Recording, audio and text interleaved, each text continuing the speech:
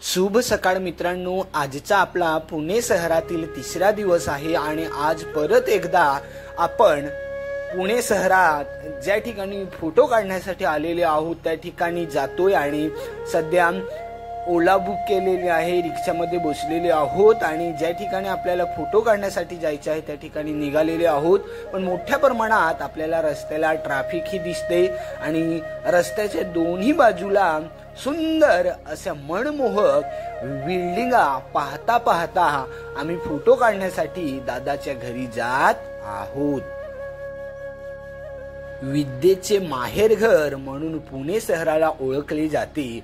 तसेच मोठ्या प्रमाणात उद्योग किंवा मोठे मोठे ऑफिस या पुणे शहरात आपल्याला असल्याचे दिसून येतात आणि इंटरनॅशनल अशी मोठमोठी कामे या पुणे शहरात होत असल्या कारणामुळे मोठ्या मोठ्या बिल्डिंग मध्ये मोठ्या कंपनीच्या ऑफिसे आपल्याला या पुणे शहरामध्ये ठिकठिकाणी बघायला मिळतात।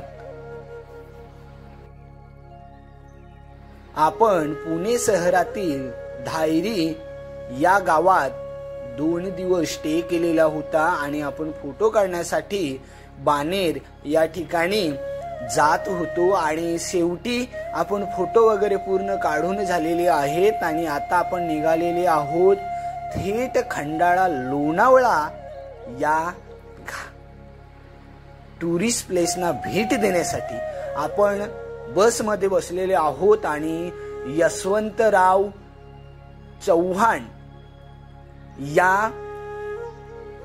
हायवेला एक्सप्रेसवे हायवेला आपण खंडाळ्यापर्यंत पोहोचणार आहोत आणि या रोडला चारही बाजूनी डोंगर दऱ्या आणि ठिकठिकाणी डोंगरामधून कोरलेली अशी भुयघरातून ही रस्ते आणि या रस्त्यामधून जाण्याचा आनंद आणि अनुभवही आगळा वेगळा होता आणि खूप आनंद घेता घेता आम्ही खंडाळा लोणावळा या ठिकाणी पोहोचणार आहोत।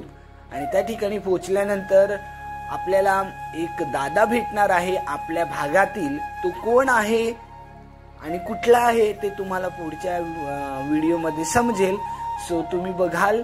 तर मग आपण त्या दादाला भेटल्यानंतर पुढे कुठे जायचं आणि कुठे जाण्याचा प्लॅन करायचा तेही तुम्हाला माहिती होणार आहे।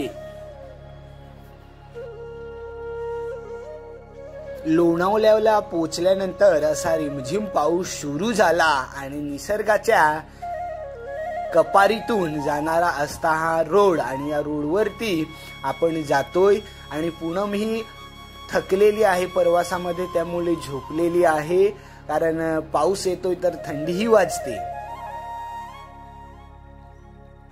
पुण्यातून थेट पोहोचलोय आपण लोणावळ्यात आणि पाऊस सुरू आहे, रिमझिम थंडीही लागते, त्याच्यामध्ये चार उठलेली आहे आणि पुण्यातलं सर्व काम आटपलेलं आहे। आज 27 तारीख आहे।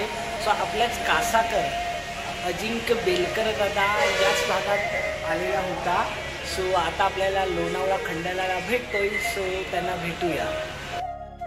अखेर आपण अजिंक्य दादाला भेटलोय आणि आता निघालोय माथेरानच्या दिशेने आणि माथेरानला जाऊन आपण स्टे करणार आहोत।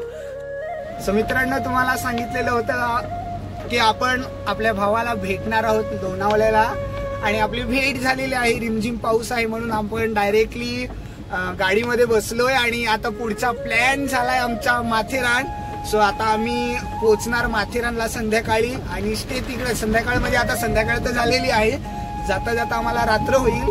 सो तिकडे स्टे करणार आणि उद्याच्या व्लॉग मध्ये पूर्ण तुम्हाला माथेरान एक्सप्लोर करणार, कोणते पॉइंट कसे फिरायचे, किती तिकीट, कुठे काय, सर्व गोष्टी तुम्हाला बघायला भेटेल। सो आता माथेरान पर्यंत परतीचा प्रवास तुम्ही या व्हिडिओ मध्ये बघणार आहात, सो तुम्ही व्हिडिओ बघत राहा। आणि अजिंक्य दादा आता ड्रायव्हिंग करतोय, सो आम्हाला आराम भेटला जरा आणि आता गोष्टी करता करता आनंद घेता घेता आम्ही आता जातोय माथेरान। आणि पूनम निजली काकाय आणि वहिनी साहेब आता दोघी मागे बसल्यात आणि त्यांना गोष्टी करायला आम्ही लावलेल्या आहेत आणि आम्ही पण पुढे गोष्टी करता करता पुढे जातोय। चला मग आता तुम्ही आमचा प्रवास बघा। हा आहे तो खंडाळ्याचा घाट आणि इथे थांबल्यानंतर रिमझिम पाऊसही येतोय आणि असे हे डोंगर दऱ्यात छोटी मोठी तयार झालेली ही धबधबे बघण्याचा जो आनंद आहे तो शब्दातही मांडू शकत नाही. मग आता उद्याच्या व्हिडिओ बघण्यासाठी इच्छुक राहा, कारण उद्या आपण पूर्ण माथेरान एक्सप्लोर करणार आहोत. सो उद्याला तुम्ही भेटा.